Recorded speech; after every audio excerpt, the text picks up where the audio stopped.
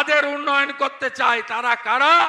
এক নম্বর হলো নারী জাতি, দু নম্বর হলো কৃষক জাতি, তিন নম্বর হলো যুব জাতি, চার নম্বর হলো দরিদ্র জাতি। এটাই হলো নরেন্দ্র মোদী। 175টা স্কিম, আপনি বলুন কাকে বাদ দিয়েছে? কাকে বাদ দিয়েছে? কাউকে বাদ দেয়নি। মায়েরা, উজালার গ্যাস আপনাদের জন্য নরেন্দ্র মোদী দিয়েছেন। 14 কোটি শৌচালয় দেশে, রাজ্যে 72 লক্ষ শৌচালয় আপনাদের জন্য। 4 কোটি বাড়ি দেশে, 40 লক্ষ বাড়ি এই রাজ্যে দিয়েছেন। ঘর পেয়েছেন? ঘর পেয়েছেন? কেউ পাননি। আর এখন ওই আই প্যাকেট চিটিং বাজগুলো ফর্ম নিয়ে ঘুরছে। ফর্ম গেছে গ্রামে, বলছে 9173-380-9173-380-তে মিস কল মেরে রেজিস্ট্রেশন করুন, ডিসেম্বর মাসে টাকা পাবেন। আপনারা গেলেই বেঁধে রাখবেন, বেঁধে রেখে বলবেন 40 লক্ষ বাড়ি নরেন্দ্র মোদী দিয়েছে, 45,000 কোটি টাকা, তার হিসাব আগে দেন, তারপরে আপনাদের ঘরের ফর্মে সই করাবেন। কি বলছে? লক্ষ্মীর ভান্ডার বন্ধ হয়ে যাবে। কার মোবাইল ফোনে কি শোনাচ্ছে? ভাইপো আর পিসি, শুনে রাখুন। আমি প্রথম বলেছি লক্ষ্মীর ভান্ডারকে আমরা বাড়াবো। আমাদের নেতা ডক্টর সুকান্ত মজুমদার বলেছে নামটা বদলে দেব অন্নপূর্ণা ভান্ডার। আমরা এই রাজ্যে পার্টির প্রধান দুজন, আপনারা শুনে রাখুন, রেকর্ড করে রাখুন, যেদিন বিজেপি রাজ্যে সরকারে আসবে পরের মাস থেকে মহিলারা অন্নপূর্ণা ভান্ডারে 3,000 টাকা করে পাবেন। বার্ধক্য ভাতা, বিধবা ভাতা, আমাদের আদিবাসী জনজাতি ভাতা, তফসিলি ভাতা, লোক প্রসাদ শিল্পী ভাতা, দিব্যাঙ্গ ভাতা, কিষাণ ভাতা 1,000-এর বদলে 3,000 টাকা করে ভারতীয় জনতা পার্টির সরকার দেবে। ভারতীয় জনতা পার্টির সরকার সরকারি কর্মচারী, পুলিশ, শিক্ষক, পেনশনারদের কেন্দ্রীয় হারে মহার্ঘ ভাতা দেবে। ভারতীয় জনতা পার্টি সরকার এলে প্রতি বছর এসএসসির পরীক্ষা হবে, ওএমআর সিটের কপি পরীক্ষার্থীর হাতে তুলে দেওয়া হবে, মেধা অনুযায়ী চাকরি হবে। এবং যোগী আদিত্যনাথজি যেমন 6,000 টাকা পিএম কিষাণ সম্মান নিধিতে মোদীজির সাথে আরো 6,000 দেন। মধ্যপ্রদেশে 6,000 টাকা পিএম কিষাণ সম্মান নিধির সাথে আরো 6,000 টাকা মোহন যাদবের সরকার দেন।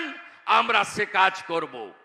আমাদের রাজ্যে প্রধানমন্ত্রী ফসল বীমা যোজনা, বেটি পড়াও বেটি বাঁচাও, আমাদের জল জীবন মিশনে নলবাহিত পরিশ্রুত পানীয় জল এবং আয়ুষ্মান ভারত চালু করতে দেয়নি এই ঠগি পিসি। আপনারা জানেন স্বাস্থ্য সাথীর ভুয়া কার্ড, এই কার্ড নিয়ে গেলে কোন ভেলোরে দেখাতে দেয় আপনাকে? আপনাকে বাঙ্গালোরে দেবী সেটির হসপিটাল নেয়, মুম্বাই ক্যান্সার হসপিটাল নেয়, কোন এইমস নেয়? কেউ নেয় না। সব রাজ্যে আছে আয়ুষ্মান ভারত, আমাদের রাজ্যে চালু করতে দেয়নি। যদি চালু করতে হয় 26 তারিখে 3 নম্বর বোতাম টিপে ইভিএম এ পদ্ম ফুলে ভোট দিয়ে ডক্টর সুকান্ত মজুমদারকে জেতাতে হবে। সংখ্যালঘুরা, মমতা ব্যানার্জির কাছে আপনারা হলেন তেজপাতা, তরকারিতে লাগে কিন্তু খাওয়া যাবে না। 21 সালের পরে ভাদু আনারুল 7 জন মুসলিম মহিলাকে পুড়িয়েছে রামপুরহাটের বকটুইতে। কয়েকদিন আগে বাড়ি চাপা পড়ে মারা গেল, ফিরাদ হাকিমের কিছু হয়নি, শামস ইকবাল কাউন্সিলরের কিছু হয়নি। 12 জন গরিব মুসলমান ওই বাড়ি চাপা পড়ে মারা গেছে। পঞ্চায়েতের ভোটে 55 জন খুন হয়েছে, তার মধ্যে 35 জন মুসলমান সংখ্যালঘু। আর মোদিজি কি বলেন?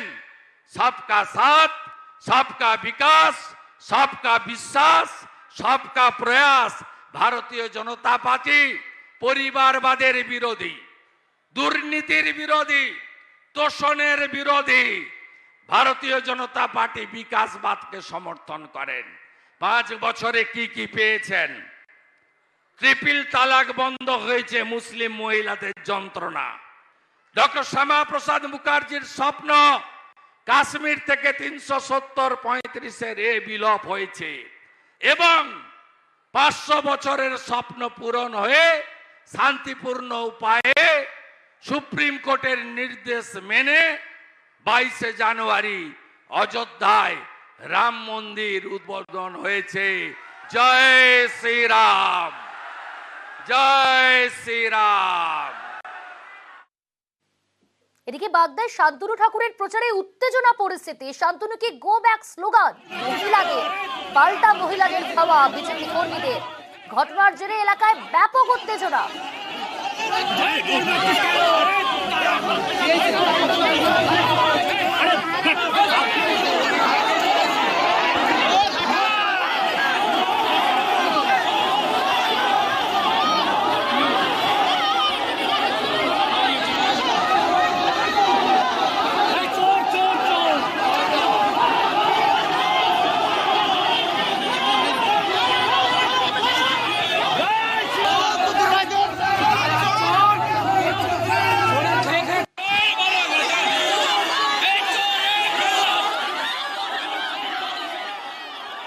আজ শান্তনু ঠাকুরকে দেখে সেখানে তার প্রচারে উত্তেজনা পরিস্থিতি। গো ব্যাক স্লোগান দেওয়া হয়, গো ব্যাক স্লোগান দেন মহিলারা, পাল্টা মহিলাদের ধাওয়া বিজেপি কর্মীদের। ঘটনার জেরে স্বভাবতই এলাকায় ব্যাপক চাঞ্চল্য, উত্তেজনা ছড়িয়েছে। পরিস্থিতি নিয়ন্ত্রণে ঘটনাস্থলে বিশাল পুলিশ বাহিনী।